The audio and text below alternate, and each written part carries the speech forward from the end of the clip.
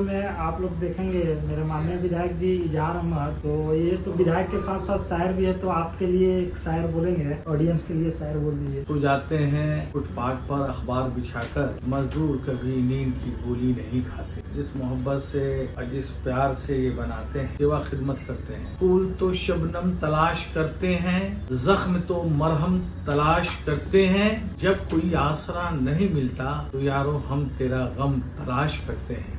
नियाज साहब हैं, बहुत अच्छे कटर हैं और इतना लाजवाब, इतना बेहतर और इतना सीधा हर तरह से हमने आज तक मैंने कलकत्ता, दिल्ली, बॉम्बे, हिंदुस्तान के बड़े शहरों में कई जगह दौड़ा किया और वहाँ मैंने पार्लर में बनाया। लेकिन जो खूबी नियाज साहब में है वो हालांकि सिवान के रहने वाले हैं, पटना में काफ़ी अरसे से इनकी ज़िंदगी गुजरी है। पहले इनके वालिद मोहतरम हमारा आकर करते थे और हमेशा साफ सुथरा छवि का आदमी। कभी भी इस आदमी की जिस्म पर गंदा कपड़ा या गंदे तरह का सजावट, और हमेशा ये अपना कंघी को, अस्तूरा को गर्म पानी डिटॉल में दे करके सेंट्रलाइज करते रहे और सेंट्रलाइज करके उसके बाद देखते हैं कि इनसे एक चीज है कि पटना के जो भी मुअज़्ज़िज़, जो भी प्रतिष्ठित, जो भी गणमान्य लोग हैं, इनके इंतजार में रहते हैं कि कब नियाज साहब आएंगे, तब हम इनसे बाल बटनाएंगे या दाढ़ी कटवाएंगे। कोई इनको पार्लर का आदमी नहीं समझते हैं, कोई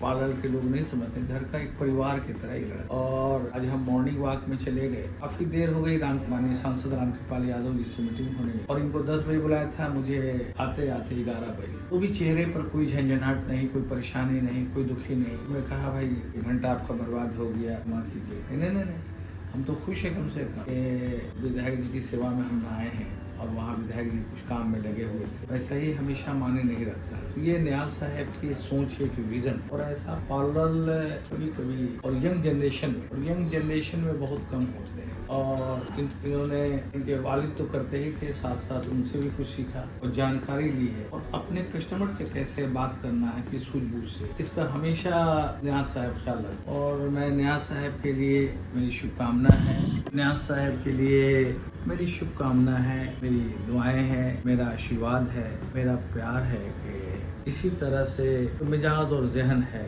काम करने का, और सलीका और तरीका है, और जो अदब तहजीब इन्होंने लोगों के सामने पेश किया है, उस चीज़ को आने वाले दिनों में भी बरकरार रखें। और आने वाली जो पीढ़ी है, जो पार्लर के लोग हैं, नियाज साहब कुछ सबक लेना चाहिए, सीखना चाहिए। क्योंकि मैं एमएलए रहा तो भी इनके फादर बनाते थे, मैं सभापति था बिहार विधानसभा का तो भी इनके वालिद हमेशा बनाते रहे। तो उन्होंने भी कभी भी जो शौकत साहब थे, कभी भी उनका कोई गिला शिकवा नहीं रहा। तो इस टाइप के प्रोफेशनल नहीं, ये पारिवारिक जहन के लोग हैं और अच्छे लोग हैं, अच्छी सोच है और अच्छा विज़न है। मैं तो दुआ करता हूँ कि नियाज साहब फले फूलें। और नियाज साहब 14 साल से मेरा बनाने, अब 24 साल हो गई है, तो 25-26 साल में मैं कहूँगा नियाज साहब अपनी शादी भी कर लें और शादी करें तो एक अच्छी शरीफ पढ़ी लिखी लड़की से, जो एक पार्टनर के रूप में आपका सहयोग भी करते रहे। क्योंकि अभी वक्त है, लेडीज ब्यूटिशियन का भी बहुत ज़्यादा डिमांड, उनको भी आप ट्रेंड करके,